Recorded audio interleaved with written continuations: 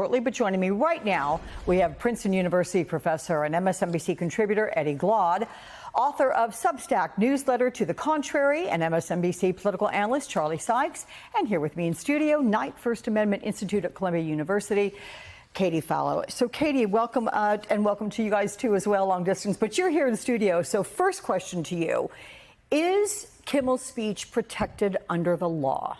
Absolutely. Everything he said is completely protected speech, and the Supreme Court has long held, that speech that even offends a lot of people, which I don't even think this speech was particularly offensive, but if it were, that is still fully protected by the First Amendment. And there's nothing, the fact that he put out that statement in the wake of the shooting, how horrible and monstrous it was, and asked people, could we just for one day agree that this is a horrible crime? I mean, that doesn't at all weigh into this? Well, I just think that what he said on his show should never be grounds for the government to censor him. And I think if the government tried to do it directly, it would absolutely violate the First Amendment. And what we see here is the government saying to ABC, Brendan Carr is saying to ABC, you should censor him because if you don't, we're going to go after you. And that is unconstitutional. So, Eddie, we hear that the FCC Chairman Carr says that it's the agency's goal to maintain the public interest. But then here's what former President Obama said. After years of complaining about cancel culture, the current administration has taken it to a new and dangerous level by routinely threatening regulatory action against media companies unless they muzzle or fire reporters and commentators it does not like. That somewhat reflects what Katie just told me here. So which messaging wins out?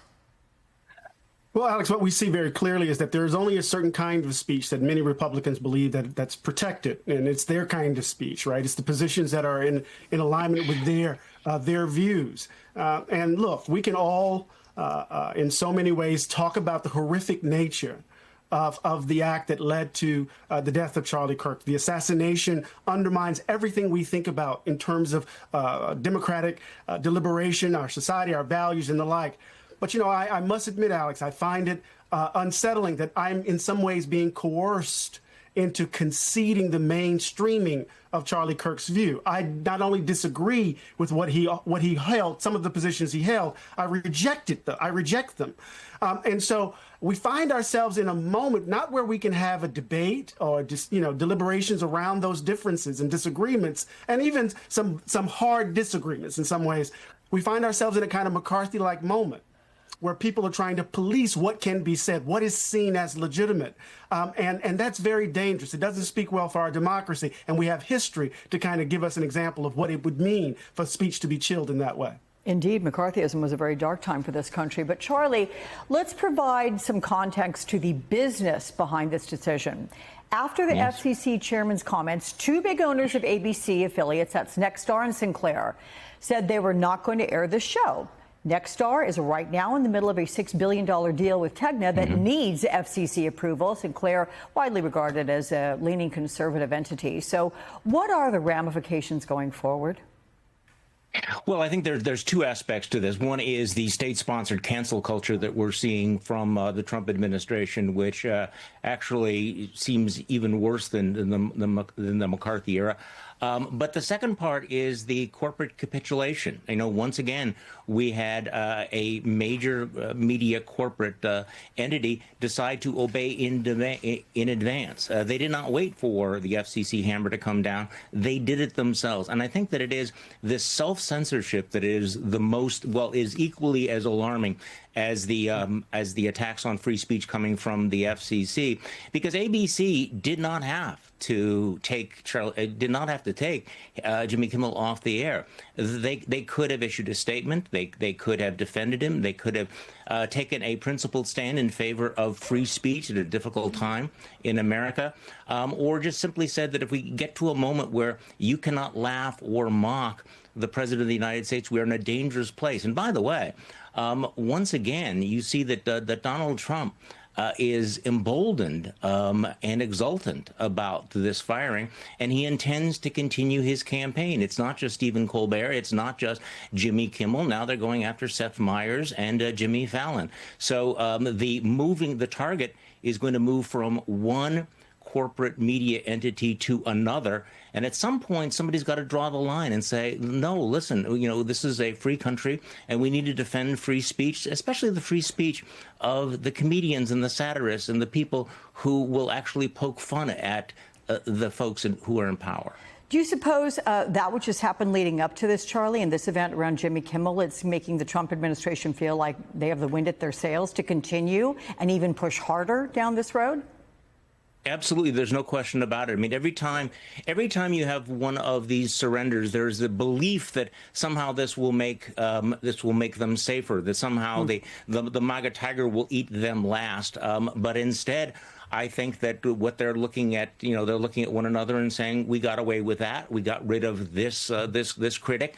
Who's next on the list? And let's be honest about it. They have been remarkably successful in forcing media companies to do things that, quite frankly, many of us never imagined they would do. We are not living in Edward R. Murrow's media world anymore, are we?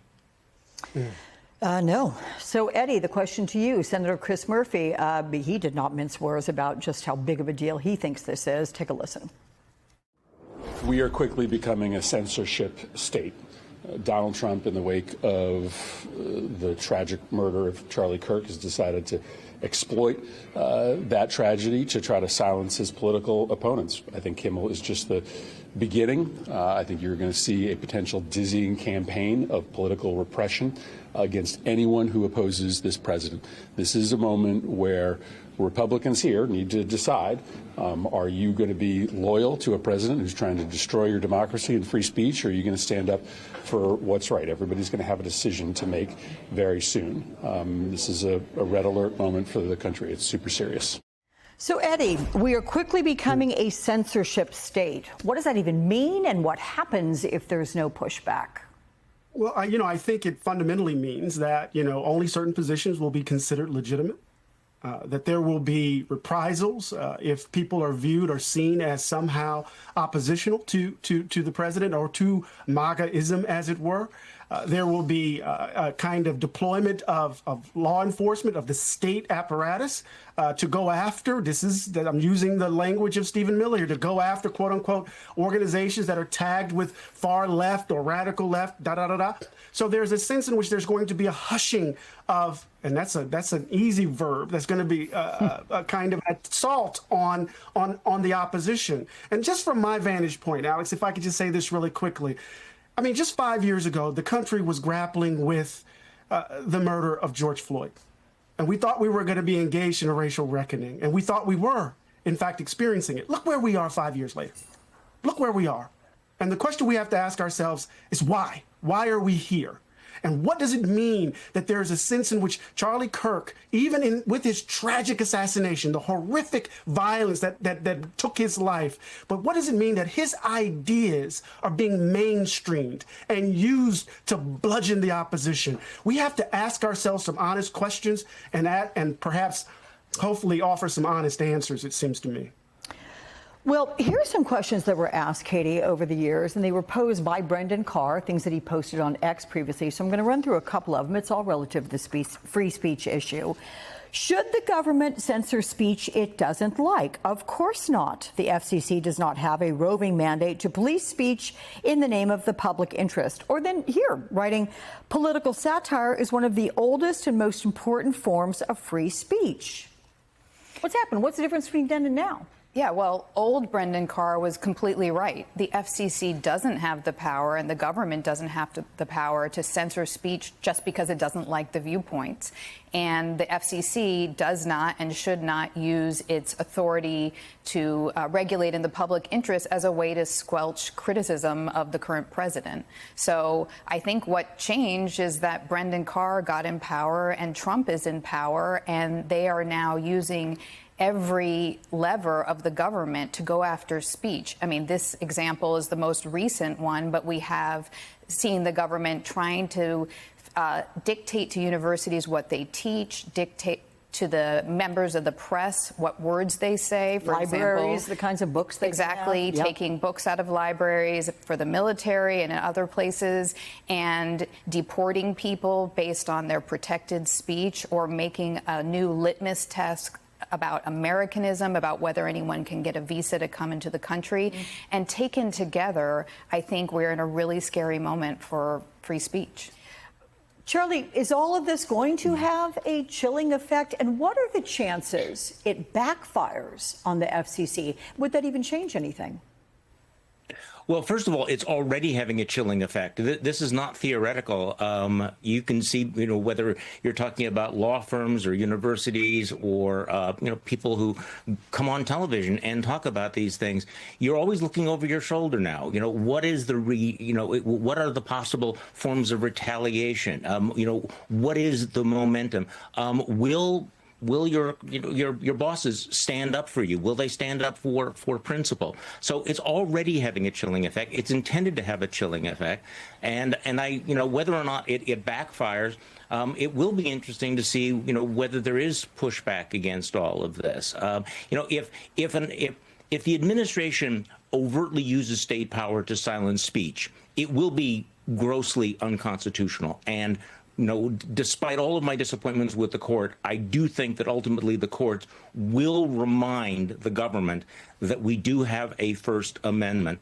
But as long as we have media entities and corporations who are caving in and voluntarily surrendering, obeying in advance, there is that chilling effect that may insulate the government from the full consequences of its unconstitutional attack on free speech. Okay. Well put there, Charlie. All of you well put, in fact. Eddie Glaude, Charlie Sykes, Katie Fallow, thank you so much.